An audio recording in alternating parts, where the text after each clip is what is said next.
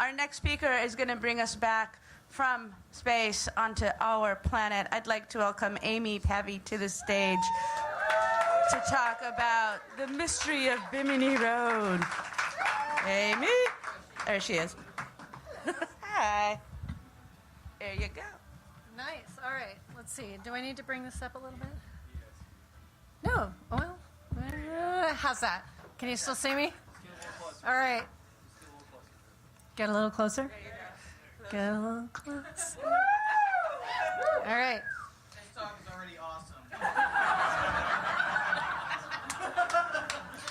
So actually, this is only my second time on stage. So I'm kind of curious.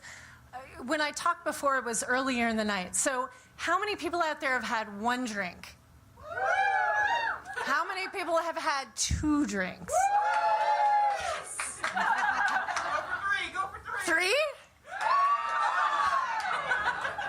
Okay. Excellent. So you're not even going to hear what I'm saying. Cool. All right. Bimini Road. We're going to learn a little something about geology. Because I don't know what the fuck I'm talking about. Okay. Oh, sorry. Oh, shit. Okay. Atlantis. Myth or reality? Yes. So here's the Bimini Road. Are the stone formations along the coast of Bimini evidence of the lost civilization of Atlantis? No. God damn it. Sorry. No, it's not. Oh, well, okay, to be fair, that's not really fair. I'm jumping conclusions because when I think of Atlantis, it reminds me of this. Okay, a few people laughed. Anybody seen In Search of? It also reminds me of this. Hey, this was on for half a season. Come on, it was awesome. All right. The man from Atlantis, Patrick Duffy. He was really good. All right. So just because when I think of Atlantis, I think of In Search of, I think of Patrick Duffy. He swam really weird. Check it out on YouTube. It was awesome. So I think of crackpots and crystals, and Atlantis just like, I don't even think about it. And I realized I don't even know what the origins of Atlantis is, or what some things scientists maybe look for when they see something like, well, something like this.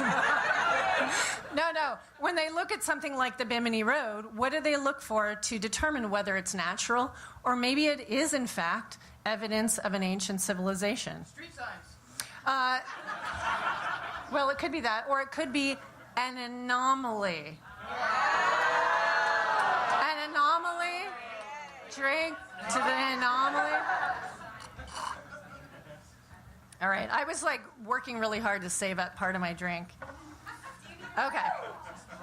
So our story takes us back to Plato. So in Greece, right around the year 359 BCE, Plato was the first to write about Atlantis. In his dialogues, the Timaeus. Let me try that again, the Timaeus and the Critias. If anybody's Latin, Greek thing, correct me after. So some say that Plato combined legend and fact to tell the story of Atlantis, about the real Atlantis. But others say it was pure fantasy on his part, and it was really meant to be just political allegory. So where is Atlantis? So the location cited by Plato is interpreted to be somewhere between the Gulf of Mexico and the Mediterranean. So somewhere in the Atlantic. It's a pretty wide place, somewhere in there. Now, if you look at this map, though, they're citing that it's not just a civilization, it's not just a city, it's a whole continent. So in 1665, this scientist, scholar, and priest, let's see if I can do this, Athanasiou. Thank you, Kircher. I gave a talk on it. That's the only reason why I know. Awesome. So he felt, for one, that the map of the world was incomplete without including Atlantis. And this map he included in his geography textbook, the Mundus Subterraneus, as I say here, published in 1665. And if you're trying to make sense of this map, south is at the top. So over 2,000... Yeah, right. I'm like, wait, Africa's over there.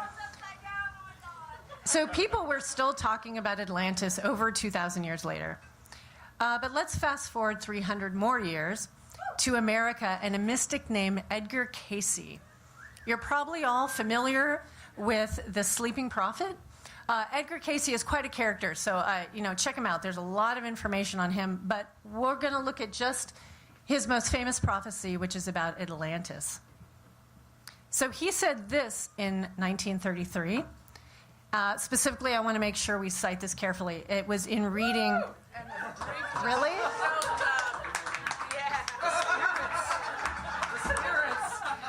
Well, I only have 5 minutes left. Okay, so we're not going to get distracted. So in reading 440-5 M23, he talked about Atlantis, and he said that it was going to be rediscovered in Bimini. So remember that, it's important for later. 7 years later, he says this, and he cites that it's going to be discovered in 1968 or 1969. Remember that, too.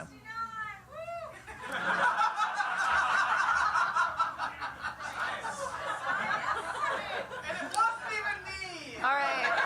I'm just going to take a moment. All right.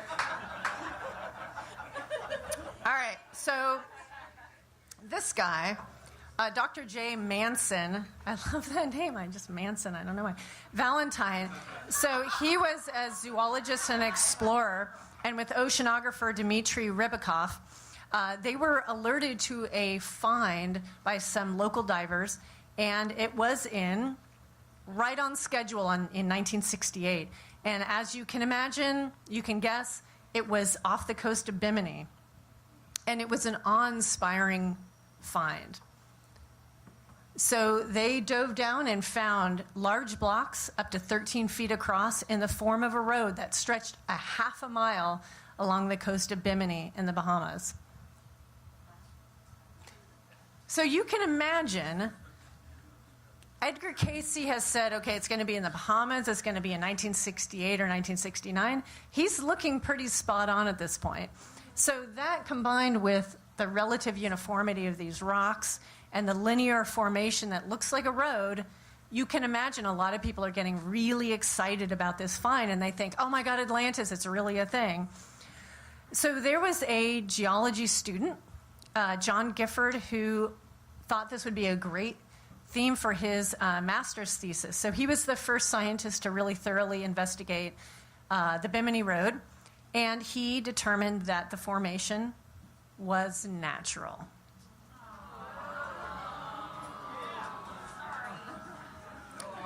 But it's still pretty cool.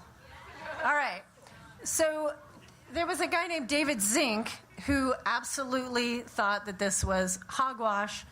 He was a historian who had been searching for Atlantis in the Bahamas since the 1950s, and he was later funded by the Cayce Foundation to research the Bimini Road. So you know where he's coming from. He hotly contested Gifford's claims that this is natural. So not everybody was on Zink's side. Los Angeles Times book reporter, for instance, was particularly harsh in his assessment of Zink's 1990 book, The Stones of Atlantis. He said, quote, Zink makes leaps of faith that would qualify him for the Interdenominational Olympics.